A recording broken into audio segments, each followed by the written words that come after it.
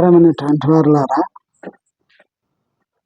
యెజబేలు స్త్రీని నీవు ఉండనిచ్చుచున్నావని దేవుడు చెప్పుచున్నాడు. సంఘంలో విశ్వాసుల్లో యెజబేలు అనే స్త్రీ పని చేయుచున్నది. ఏమిటా పని? ఎవరామె? ఆమె విగ్రహారాధికురాలు.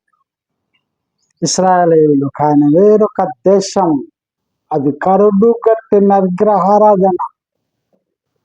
ఆ యొక్క దేశపు రాజకుమార్తెను ఈ ఇశ్రాయేలు రాజైన ఆహాబు వివాహమాడాడు. ఎప్పుడైతే ఆమె ఇశ్రాయేలు రాజుకు రాణి అయిందో, ఆమె పోరాటం అంత భయంకరంగా సాగింది. ఏం చేసింది? యెహోవా దేవుడు కాదు అని అందరికి చెప్పాలని అబద్ధికులైన వందలాది మంది మనుషులను పెట్టి రాజు యొక్క ఖజానా నుండి వారికి జీతాలు ఇచ్చి వారికి కావాల్సినంత ఇచ్చింది. అంతేకాదు, ఆయన యెహోవా సేవకులను, ఆయన ప్రవక్తలను చంపించింది. ఎంతో మంది ప్రవక్తలు అందరూ చనిపోయినారు, ఎవరు లేరు. ఏలియా ఒక్కడే ఉన్నాడు అని బైబిల్ సాక్ష్యమిస్తారు. ఇశ్రాయేల్ దేశం అంతా శవాలతో ఆ కాలంలో అంత భయంకరంగా జరిగింది. ప్రేమైనటువంటి వారులారా, ఈనాడు మనము ఆ స్త్రీని ఉండనిచ్చుచున్నాము అని దేవుడు చెప్పుచున్నాడు. కారణం ఏమంటే ఆమె పని చేయించున్నది. ఆమె ముందు ఇంకా ఉధృతంగా పనిచేస్తుంది. ఇప్పుడు ఏం పని చేస్తుంది? అపోస్తలిక బోధ లేకపోవడమే. అపోస్తలిక బోధ, సహవాసము, రొట్టె విరుచుట, ప్రార్థన చేయుట, ఈ 4 కార్యక్రమాలను తునీకరించడం, ఏదో ఒక దాంట్లో అసత్యము, అన్యాయము, ఆక్రమము జరిగించి అది యేసు ప్రభువుకు మహిమకరముగా లేకుండా చేయడమే.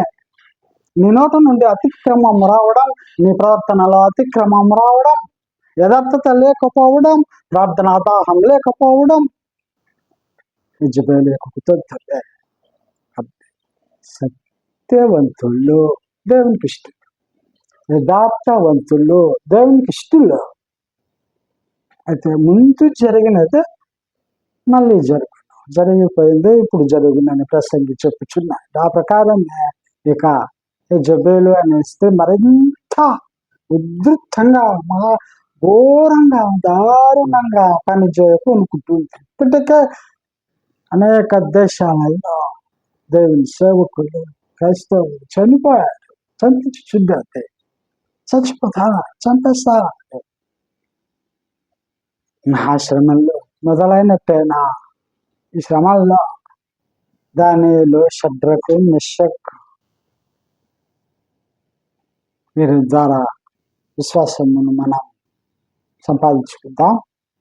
వారి విశ్వాసమును మనం వెంబడించాలి. ఆ ప్రతిమకు నమస్కారం చేయము అన్నారు. పౌలు కూడా, అయ్యో నేను స్వార్థ ప్రకటింపకపోయేలా నాకు శ్రమ అన్నారు. సత్యమును అనుసరించి దేవుని మహిమపడతాం. మన నోట ఎల్లప్పుడూ సత్యమే రావాలి. సత్యము తప్ప ఇంకేమి రాదు. ఇంకేం మాట్లాడాలి? దేవా, నేను ఎల్లప్పుడూ సత్యమునే మాట్లాడాలని ప్రార్థించాలి. విశ్వాసి తన ప్రతిరోజు ప్రార్థన, ప్రభువా నన్ను సత్యం నందు ప్రతిష్టతో చేతండ్రి అని వేడుకో. ప్రతి దినము మారు మనసు పొందుతూ, ప్రార్థన ఆసక్తి కలిగి, ప్రభు బల్లలో పాలు పొందుతూ, అపోస్తలిక బోధ, సహవాసం కలిగి ఉంటాం. దేవుని రాజ్యంలో మనకు బహుశేషమైన మెప్పు, బహుమానం, బిరుదు అనుభవిస్తాం. కొంచెము కాలము మట్టుకు మనకు శ్రమ, తర్వాత నిత్యత్వంలో మన ఆనందమునకు అవధులు లేవు. క్రీస్తుతో కూడా రాజ్య నిమిత్తం. ఇదే సత్యం.